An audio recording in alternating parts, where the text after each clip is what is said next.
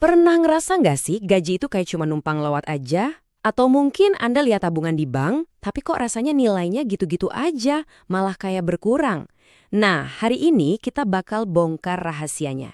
Investasi. Tenang, ini bukan lagi topik yang ribet cuma buat para ahli, tapi ini adalah skill penting biar uang Anda yang kerja buat Anda bukan sebaliknya. Yuk kita mulai.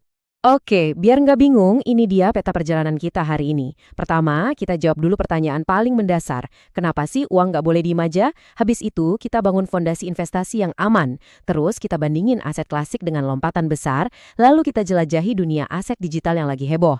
Semuanya akan kita rangkum dalam satu perbandingan besar, dan di akhir kita bahas gimana caranya Anda bisa mulai merancang portofolio Anda sendiri. Siap?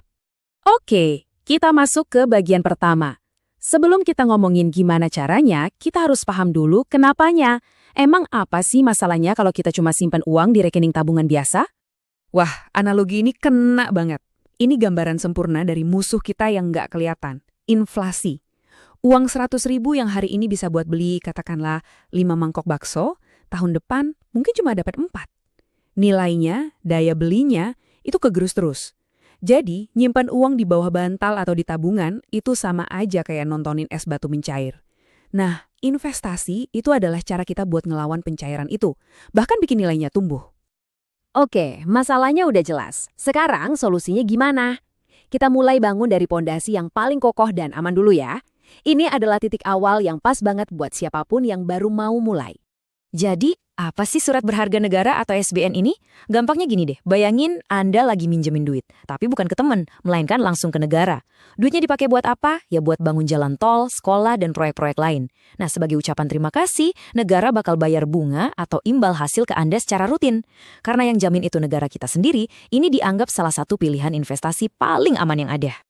Nah, SBN retail itu sederhananya ada 2 tipe utama. Tipe pertama, SBR dan ST, itu nggak bisa diperjualbelikan. Jadi kayak deposito, Anda simpan aja sampai jatuh tempo. Bunganya itu floating, alias bisa naik turun ngikutin suku bunga acuan BI. Cocok buat yang cari penghasilan stabil.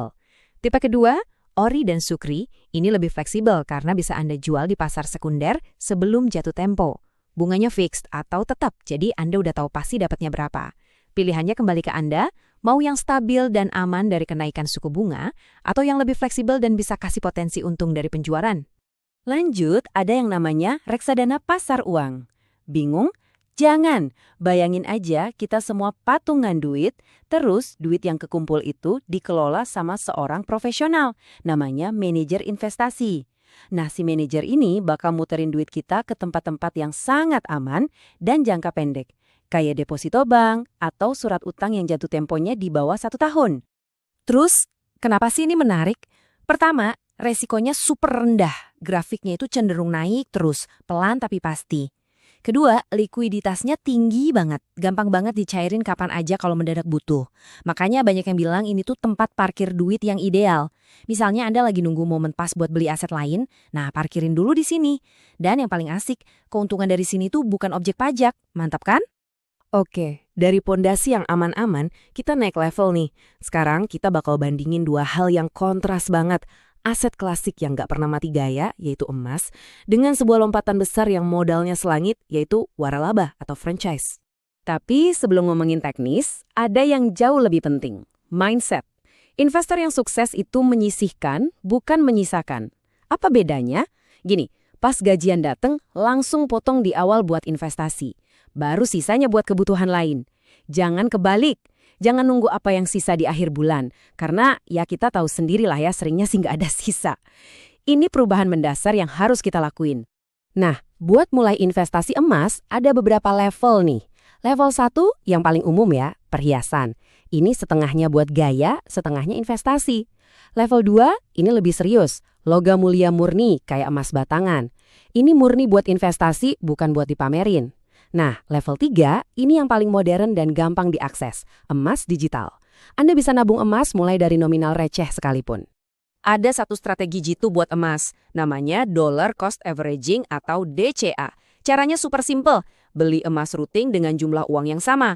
Misalnya 500.000 tiap bulan, gak peduli harganya lagi naik atau turun. Dengan begini, harga beli rata-rata Anda jadi lebih stabil. Kuncinya itu bukan jadi peramal harga, tapi soal disiplin. Dan data menunjukkan, dengan strategi ini, konsisten selama 3 tahun biasanya hasilnya positif. Sekarang kita lihat si lompatan besar. Untuk buka satu waralaba minimarket terkenal di Indonesia, tahu nggak modal awalnya berapa? Siap-siap ya, bisa lebih dari 700 juta rupiah. Bahkan ada yang miliaran. Wow, ini jelas investasi yang nggak bisa dijangkau sama semua orang. Dan ini bagian yang penting. Modal segede itu ternyata bukan jaminan untung gede. Ada cerita nyata dari seorang pemilik waralaba, dia bilang omsetnya bisa ratusan juta, tapi untung bersihnya cuma sejutaan sebulan. Kok bisa? Salah satunya karena persaingannya udah ketat banget, di mana-mana ada.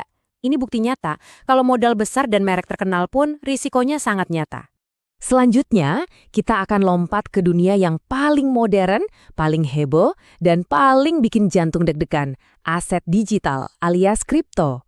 Nah, ini adalah wilayah di mana potensi keuntungan dan resiko kerugiannya itu sama-sama ekstrim. Biar ngerti kripto, kita harus paham ide dasarnya dulu. Sistem keuangan kita sekarang itu sentralisasi. Ada bank di tengah-tengah yang jadi wasit. Semua transaksi kita lewat dia. Nah, Bitcoin dan kawan-kawannya ini memperkenalkan konsep desentralisasi. Nggak ada bank, nggak ada bosnya, nggak ada wasit tunggal. Verifikasi transaksinya dikerjain bareng-bareng sama ribuan komputer di seluruh dunia. Jadi memungkinkan kita buat transaksi langsung antar pengguna tanpa perantara. Ada satu mantra sakti di dunia kripto yang wajib Anda tahu. Not your keys, not your coin. Artinya gini, kalau Anda simpen aset kripto di platform jual beli, itu ibaratnya Anda nitip emas di brankas orang lain. Anda percaya, mereka bakal jagain. Tapi kepemilikan sejati itu adalah saat Anda sendiri yang pegang kunci brankasnya, yang disebut private key. Kendalinya ada di tangan Anda. Terus gimana cara megang kunci pribadi itu?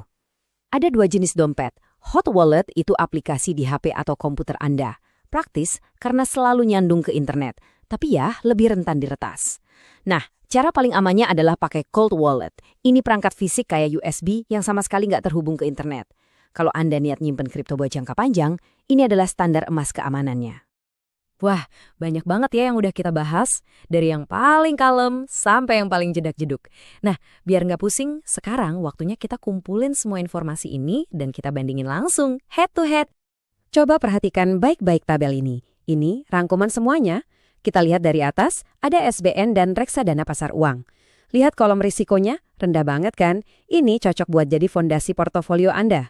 Geser ke tengah, ada emas, si penyeimbang yang stabil. Sekarang lihat ke bawahnya, ada properti dan waralaba. Lirik deh kolom modal minimal sama likuiditasnya. Butuh modal raksasa dan sangat susah buat dicairin jadi uang tunai lagi. Terakhir, di baris paling bawah ada kripto. Kontras banget kan? Modalnya bisa sangat kecil, tapi risiko dan potensi imbal hasilnya sama-sama bisa ke langit. Jadi jelas ya, gak ada yang sempurna, semua ada plus minusnya. Oke, setelah kita paham semua pilihan yang ada, pertanyaan besarnya adalah, terus saya harus gimana? Nah, bagian terakhir ini adalah tentang gimana Anda bisa jadi arsitek untuk portofolio investasi Anda sendiri.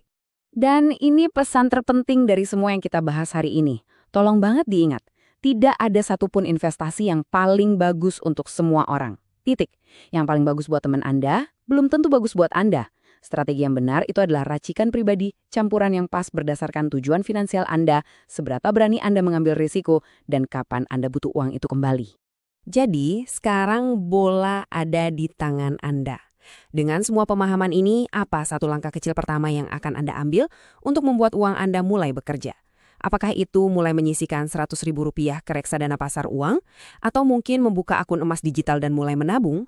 Apapun itu, langkah pertama adalah yang terpenting. Terima kasih telah menyimak, semoga ini bermanfaat.